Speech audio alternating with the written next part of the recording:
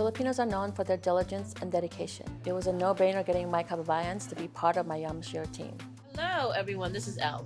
This is Chef Toshiko. Getting to know my kitchen staff, this is Chef Esteban. This is Rosa. This is Chef Marja. Hi guys! Diana and Karina. Ang kitchen talaga para sa lalaki daw. Ngayon nakikita namin na hindi lang to pang lalaki. Or hindi lang to para sa mga nakapagtapos ng mga college degree na galing ng mga French school or something. Pwede to sa lahat. Balang araw, magiging, katulad din kami ni Chef Vallerie na maging executive or sous chef ng isang restaurant. And for me, na mag-isa lang siyang humandle nito, isa lang ang sous chef ko, siya lang. Ito, napapalakad niya ng siya lang. Pastry, hotline, cold kitchen, sushi. Siya humahawak, ordering, inventory, lahat sa kanya. So parang, wow. She's, like I said, a great leader. Everybody looks up to her over here. Obviously from her to the sous chefs, to the cooks, to the runners. Like we're all on the same page at all times. So it's super easy working here. Like there's no complaint about Chef Val or the company alone. Like it's ran perfectly. More and more, Filipino flavors are conquering city centers in the US.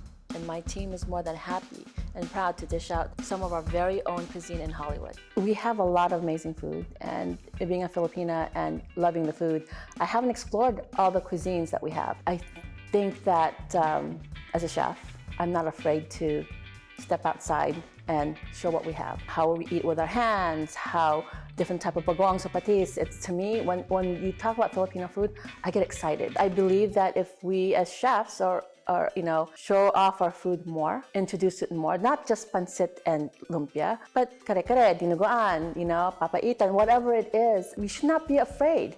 And that's how to elevate the food. That's how we can show the food to the world. And I hope that, that's something I can do. I started as an executive pastry chef at Yamashiro. About a year later, I got promoted as executive chef for the restaurant. Hailing from an immigrant family in America, this job is more than what I asked for and hoped for. But this journey was a hard road to hoe, but hoe I did till I reached the far end. And I will let you on a secret. This is how I became a chef. At a young age, I would wake up smelling pandesal in the morning. My Lola would let me have my own dough and pretend I was his assistant. Baking was because my grandfather used to bake pandesal. Fresh pandesal is hot, and I would take it out of the oven for him, and it's the smoke and the smell, the aroma, and they used to always afraid that I would burn myself, but I didn't care, and I put all that butter on it and the cheese, and I think I fell in love with food because it's something that was in front of my face up north, where I was born.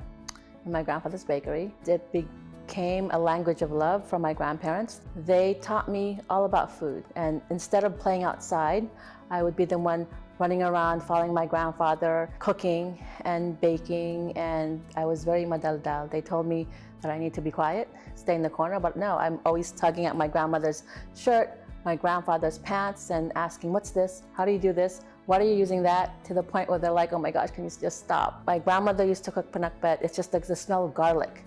And going to the garden and picking up the tomatoes and dampalaya and just following them, because everything was farm to table. And that's something that I'm so used to that it became a daily thing for me, that we'd go get fish, we'd go prepare a chicken, and it was my playground. Food was my playground.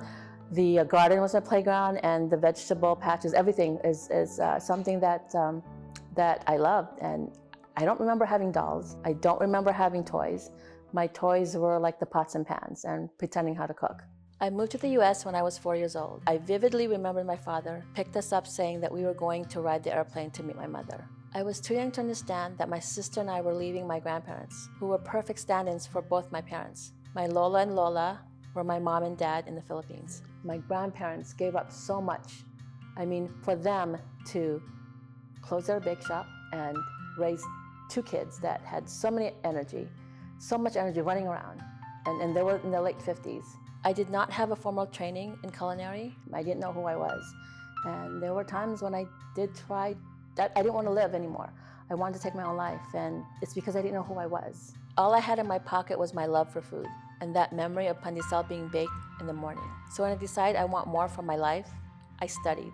At the age where I'm watching my kids grow, I did not know what I was going to do. I thought I was going to be a stay-at-home mom and order online all the time. But so many doors opened that I have new projects. Now complete with a formal training, with lots of experience, the right motivation, and the persistence that fueled me in pursuit of achieving my goal to be the best chef here in the US, with the best ingredients. I think that brought me to where I am now. I'm opening up a restaurant and a bakery. I'm starting to do a show. All these doors open that I have so many things to choose from that I feel like I'm a kid in a candy store, that I want everything. Let's just say I have a new lease on life. I'm starting all over again, and this time I want to take everything and enjoy the rest of my life. Getting ready to go to the Philippines. I still can't believe I'm here, but now I'm out and it's hot. So I wanted to go back home and give the kids shoes, something that I experienced and something that's a part of me. And I didn't want to go back empty-handed.